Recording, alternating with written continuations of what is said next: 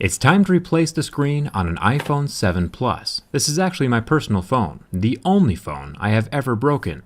On accident. Everything still works great, it's just the screen that shattered to bits. I went to hug a friend and her purse knocked it out of my hand and it was Merry Christmas to the ground. The broken LCD perfectly blocks out the battery life indicator, the time of day, and the name of the person I am texting. So it's definitely time to fix this thing.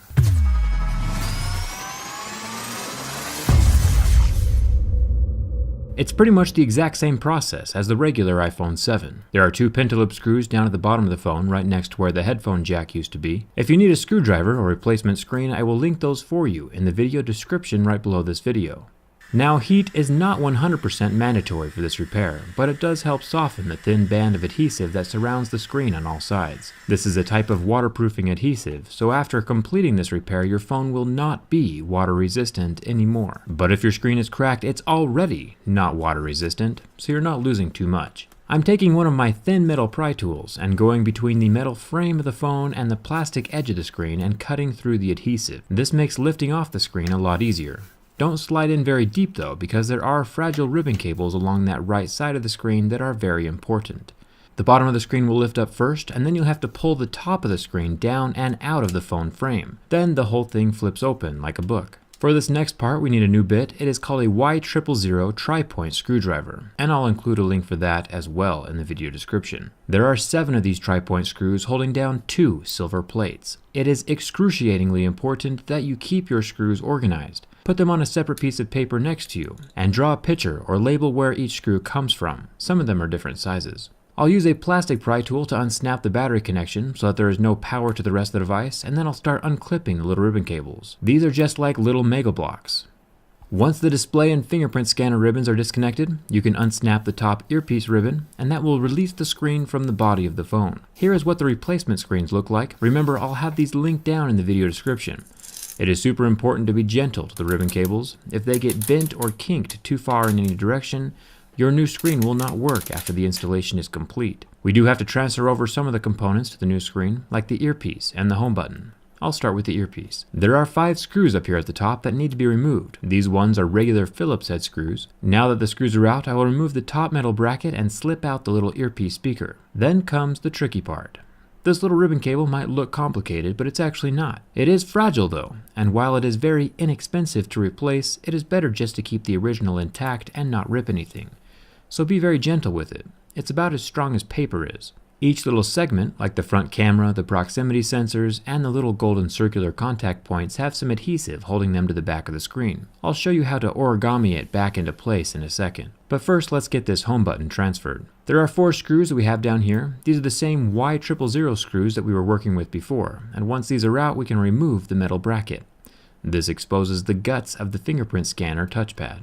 There is one more super tiny ribbon connector. Remember that this ribbon is also very fragile, so be careful with it, since this original home button does need to be transferred over to your new screen. Once the ribbon cable is lifted up, the button will just fall out from the front side of the phone. There's only one more thing we have to remove from the old screen, and that is the large metal backplate. This also has the Y000 screws on it, 3 on one side, 2 on the other side, and one more little screw down at the bottom. There is some adhesive holding the plate to the ribbon cables. You can lift that up and then slide the whole plate up and away from the back of the old shattered screen. Take that same plate and feed the ribbons from your new working display through the little hole. Being gentle with the ribbons, make sure they are straight and not kinked before you screw the plate down. Get all the metal frame screws into place, 3 on the right, 1 at the bottom, and 2 on the left side.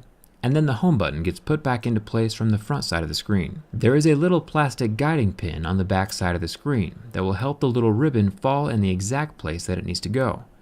Then it can be snapped into the other little connector right next to it. When you are screwing the screw for the back of the home button, make sure it is snug, but don't go too tight. It is a pretty fragile little piece of tech, and a super aggressive screw might cause damage. Now let's get the front camera and earpiece into place. Remember these little plastic pins I was talking about? These are going to be your friend up here as well. Get the ribbon down by lining those up and getting the little box sensor into place. It'll be like giving a cat a bath, but eventually everything should line up. The speaker gets tucked under the front camera, making sure the gold springs line up on the gold contact circles, and after the camera is tucked into the clear plastic circle, the metal plate holds it all together. And finally, we can attach the screen to the phone body again. I'll start with the 2 ribbons in the center and then clip the top ribbon down right afterward. You'll feel each of them snap into place, just like a little Lego. It has a much better ring to it. The last thing you want to plug in is the battery connector. Before putting on the protective metal plates, I usually test my screen to make sure everything works. If the screen is gray or has lines running through it, it might just be a bad connection. So turn the phone off and reconnect the little ribbons again, and if that doesn't work, one of the ribbons might have gotten bent during the installation. Or it could just be a bad screen. Get the 7 screws back in over the metal plates, and then make sure the top of the screen is lined up with the phone body first, before clamping down the rest of the screen. Also, don't put any stress on the right side ribbon cables. Remember, they're as fragile as paper and very, very important to the functionality of your phone.